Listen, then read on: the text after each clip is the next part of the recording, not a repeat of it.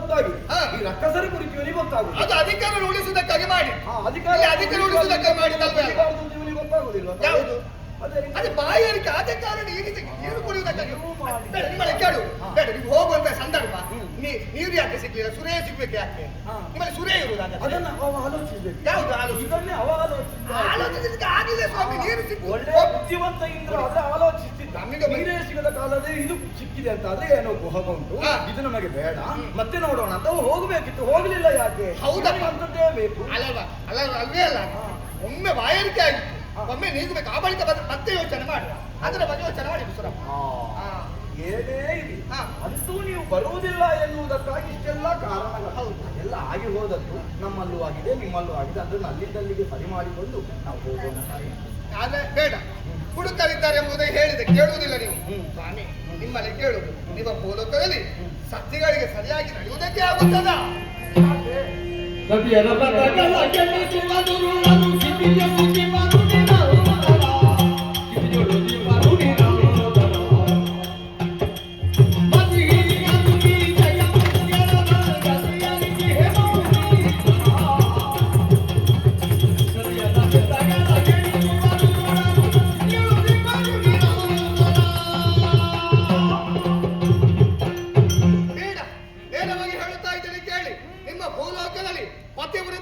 ಹೆಣ್ಣಿಗೆ ಸರಿಯಾಗಿ ನಡೆಯುವುದಕ್ಕೆ ಆಗುತ್ತದ? ಅಂದ್ರೆ ನಿಮ್ಮ ಭೂಲೋಕದಲ್ಲಿ ಕಾಮುಕರೇ ತುಂಬಿಕೊಂಡಿದ್ದಾರೆ ಎಂಬುದೇ ಹೇಳುತ್ತಾ ಇದ್ದೇನೆ. ಉದಾಹರಣೆಗೆ ಹೇಳುವುದು ಬೇರೆ ಯಾರ ವಿಚಾರ ಅಲ್ವೇ ಅಲ್ಲ. ದ್ರೌಪದಿ ಸೈರಂಧ್ರಿ ಉರುತ್ತಲಿದ್ದಂತ ಸಂದರ್ಭದಲ್ಲಿ ಕೀಚಕ ನೋಡಿದ ಬಯಸಿದ್ದ, ಆ ಬಳಿಕ ಭೀಮನಿನ ಸತ್ತೇ ಹೋದ. ಅಂದ್ರೆ ಕೀಚಕನಿಗಾಗಿ ಭೀಮ ಹುಟ್ಟಿದ್ದಾನೆ ಎನ್ನುವುದರಲ್ಲೇ ಉಂಟಲ್ಲ. ಮೊದಲೇ ಹೇಳಿಲ್ವಾ? ಯಾವಾಗ ಭೀಮನಂತರು ಬರ್ತಾರೆ ಅಂತ ಹೇಳುವುದಕ್ಕೆ ಆಗುದಿಲ್ಲ ಸ್ವಾಮಿ. ಅಂದ್ರೆ ಕಾಮುಕರು ಇದ್ದಾರೆ ಎಂಬುದಿಗೆ ಹೇಳುದು. ಅದಕ್ಕಾಗಿ ಯಾರಿಗೂ ಒಬ್ಬಾಕೆ ಹೆಣ್ಣಿಗೆ ಪತಿವ್ರತೆ ಅಂತ ಹೇಳಿಗೆ ನಿಮ್ಮ ಭೂಲೋಕದಲ್ಲಿ ಸರಿಯಾಗಿ ನಡೆದಾಡುವುದಕ್ಕೆ ಆಗುವುದೇ ಇಲ್ಲ.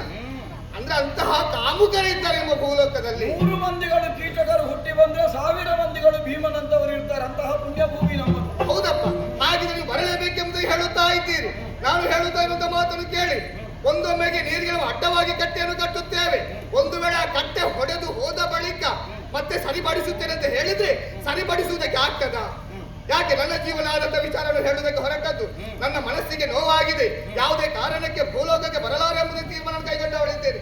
ಹಾಗಾಗಿ ಹೇಳುತ್ತೇನೆ, ಯಾವುದೇ ಕಾರಣಕ್ಕೆ ನಿಮ್ಮ ಭೂಲೋಕಕ್ಕೆ ಬರಲಾರೆ ಬರಲಾರೆ ಬರಲಾರೆ. ಕೆಲವರೆಲ್ಲ ಭೂಮಿಯಲ್ಲಿ ಇದ್ದುಕೊಂಡು ಮಾಡಿದಂತಹ ಅಪಕೃತಿಗಳಿಂದ ಹೀಗಾದದ್ದು. ಭೂಮಿಯಲ್ಲೇ ಹುಟ್ಟಿ ಉನ್ನತವಾದಂತಹ ಕಾರ್ಯವನ್ನು ಮಾಡಿ ಮತ್ತೆ ಎತ್ತರವನ್ನು ಸೇರಿ ಮತ್ತೆ ಭೂಮಿಗೆ ಬಂದು ಈ ಕಾಮುಕತನವನ್ನು ತೋರಿಸಿದಂತಹ ಒಂದು ಕಥೆ ಹೇಳ್ತೇನೆ. ಯಾವುದು?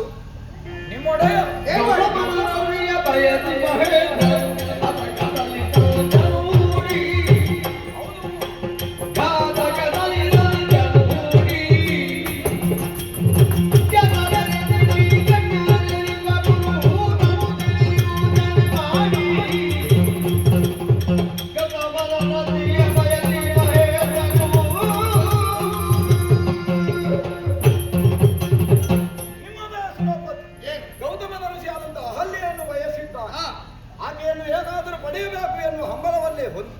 ಗೌತಮನಂತೆ ವೇಷ ಧರಿಸಿ ಪರ್ಣಕುಟೀರವನ್ನು ಸೇರಿ ಅಹಲ್ಯೆ ಗೌತಮೇ ಇರುವಂತೆ ರಾತ್ರಾಹಿಗಳನ್ನು ಪೂರೈಸಬೇಕು ಅಂತಾದ್ರೆ ಸೂರ್ಯೋದಯ ಆಗಬೇಕು.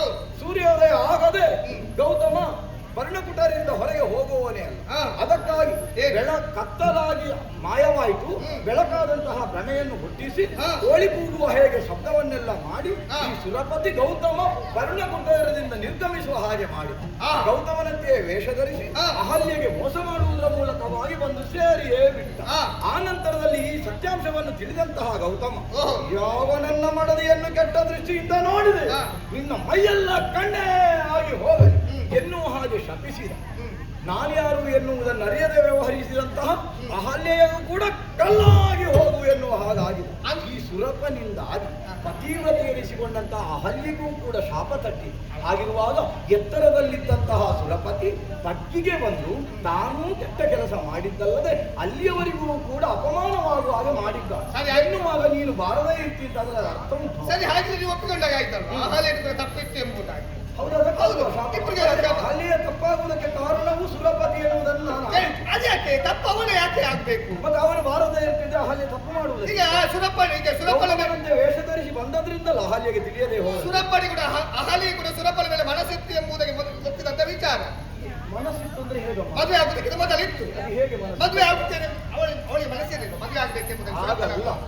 ಅದು ಹೇಗಂದ್ರೆ ಹೇಗೆ ಅಹಲ್ಯೆಗೆ ಸ್ವಯಂವರ ಎನ್ನುವ ಆಗಿತ್ತು. ಹೌದು. ಸುರಪತಿಯು ಆ ಕಾಲದಲ್ಲಿ ಬಂದಿತ್ತು. ಓ ಸುರಪ ಸಂಪದವನ್ನು ಹೊಂದಿದವ, ಇವನನ್ನು ಹೊಂದಿದ್ರೆ ನನ್ನ ಜೀವನವು ಸುಖವಾದೀತು ಎನ್ನುವ ಯೋಚನೆ ಮಾಡಿದ್ದಷ್ಟೇ. ಗೌತಮನನ್ನು ಹೊಂದಿದ ಬಳಿಕ ಆ ರೀತಿಯಾಗಿ ಆಕೆ ಯೋಚಿಸಿದ್ದೇನಪ್ಪ. ಮತ್ತೆ ಯೋಚನೆ ಬಿಡುವ. ಆದ್ರೆ ಒಂದು ವಿಚಾರ, ಪತಿ ಹೊರತೆರೆದ ಹೆಣ್ಣಿಗೆ ಪರಪುರುಷ ಬರುವಂತಹ ಸಂದರ್ಭದಲ್ಲಿ ಯಾಕೆ ಗೊತ್ತಾಗ್ಲಿಲ್ಲ? ಗೊತ್ತಾಗ್ಬೇಕಲ್ಲ, ಪತಿ ಹೊರತೆ ಅಲ್ವಾ? ಹೌದು ಹೌದು, ಗೊತ್ತಾಗ್ಲೇಬೇಕು. ದೇವತಾ ವರ್ಗದಲ್ಲಿದ್ದಂತಹ ಸುರಪತಿ ಕುಂಬರಿಕೂರು ಮಾರುವೇಷದಿಂದ ಬಂದು ಸುರೆ ಮಾಡಿದ್ದು ಗೊತ್ತಾಗಲಿಲ್ಲ. ಮತ್ತೆ ಇವರಿಗೆ ಹೇಗೆ ಗೊತ್ತಾಗ? ನೀವು ಮುಂದೆ ಹೋಗುದಿಲ್ಲ, ಹಿಂದೆ ಹೋಗುದು ಬೇಡ. ಅದಕ್ಕೆ ಯಾವ ಕಾರಣ ಅಂತ ಹೇಳಿದ್ದೇನೆ. ಅಂದ್ರೆ ಅವ ಬಾಯಾರಿಕೆ ಆದ ಕಾರಣ ಆ ರೀತಿ ವರ್ತಿಸಿದ. ಇಲ್ಲಿ ಹೇಗೆ ಹಾಗೆಯೇ ನಡೆಯಬೇಕು ಎನ್ನುವುದು ನಿಮ್ಮಲ್ಲಿ ಕೇಳು. ಹಾಗೆ ನಾವು ಶಾಪ ಕೊಡ್ಲಿಲ್ವಾ ಅಹಲ್ಯೆಗೆ? ಹೌದು. ಕಲ್ಲಾಗ್ಲಿಲ್ವಾ ಆಕೆ? ಹೌದು. ತಟ್ಟಿದಂತ ತಪ್ಪಿಲ್ವಾ ಅವಳದ್ದು?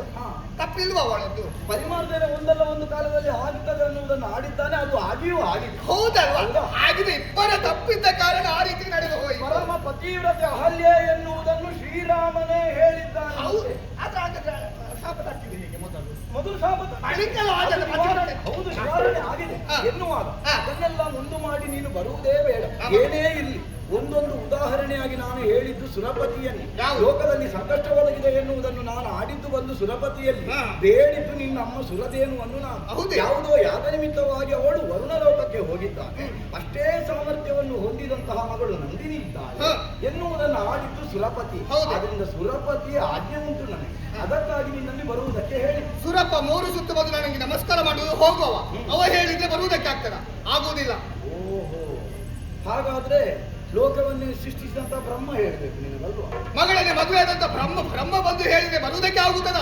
ಆಗುವುದಿಲ್ಲ. ಲೋಕವನ್ನು ಪಾಲಿಸುವಲ್ಲಿ ಬರಗಾಲ ಒದಗಿದೆ ಎನ್ನುವ ಕಾರಣದಿಂದಲೇ ವಿಷ್ಣು ಸುಮ್ಮನಾಗಿದ್ದಾನೆ. ಯವನಾಡಬೇಕು ನಿನಗೆ. ಹೆಂಡತಿಯಲ್ಲಿ ಪಾದನ್ನು ಒತ್ತಿಸುವಂತಹ ವಿಷ್ಣು ಬಂದು ಹೇಳಿದ್ರೆ ಬರ್ತೇನೆ. ಬರಲಾರೆ ಲಯವನ್ನೇ ಹೊಂದಬೇಕಾದ ಸಂದರ್ಭದಲ್ಲಿ ಭೂಮಿಗೆ ಯಾವ ಸ್ಥಿತಿ ಬಂದಿದೆ ಅದೇ ಸ್ಥಿತಿ ಈಗ ಒದಗಿದೆ ಎನ್ನುವುದಕ್ಕಾಗಿ ಚಿಂತಾಕ್ರಾಂತನಾಗಿದ್ದಾನೆ ಹರ. ಇನ್ನು ಅವನಾದ್ರೂ ಬಂದು ಹೇಳಬೇಕು ನಿನಗೆ.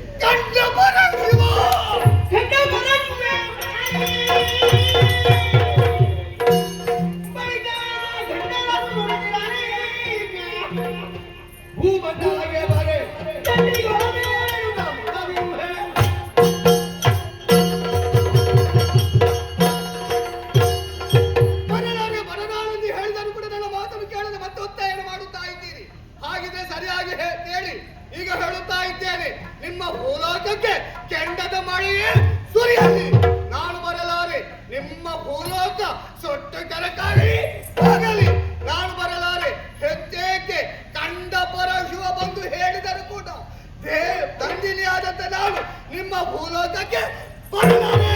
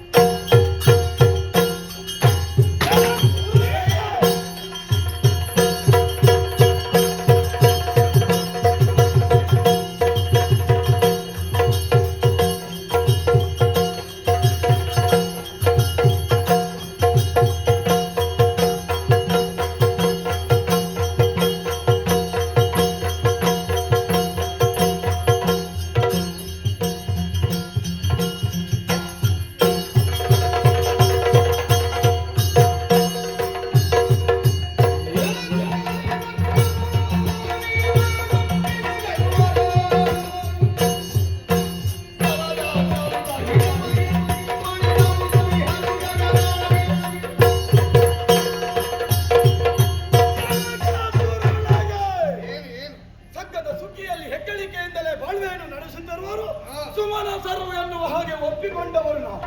ಅಂತರಂಗದಲ್ಲಿ ಇಂತಹ ಕಹಿ ಉಂಟು ಎನ್ನುವುದನ್ನು ಈ ನಾಡಿನ ಮಾತುಗಳಿಂದ ನನಗೆ ತಿಳಿದೆ.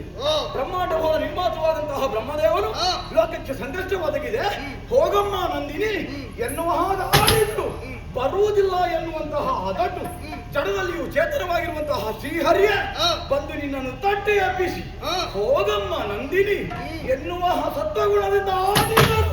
ನಿನ್ನಲ್ಲಿ ಕ್ರೋಧದ ಅಗ್ನಿ ಪರಮೇಶ್ವರ ಕಲ್ಪಾಂತ್ಯದ ಪ್ರಳಯ ಪ್ರವಾಹದಿಂದ ಜಗವನ್ನಾದರೂ ಉಳಿಸಬಲ್ಲ ಪ್ರಯತ್ನವನ್ನು ಮಾಡಬಲ್ಲವನು. ಅವನಾಡಿದ್ರೂ ನೀನು ಬರುವುದಿಲ್ಲ ಅಂದ್ರೆ ಬರದೇ ಇರುವುದಕ್ಕಾಗಿ ಹಲವು ಕಾರಣವನ್ನು ನೀನು ಕೊಟ್ಟದ್ದು ಹೇಗೆ? ಪರಮ ಭಾವನೆಯಾದಂತಹ ನಮ್ಮ ಅವನಿಯನ್ನು ಕರೆದೆಯ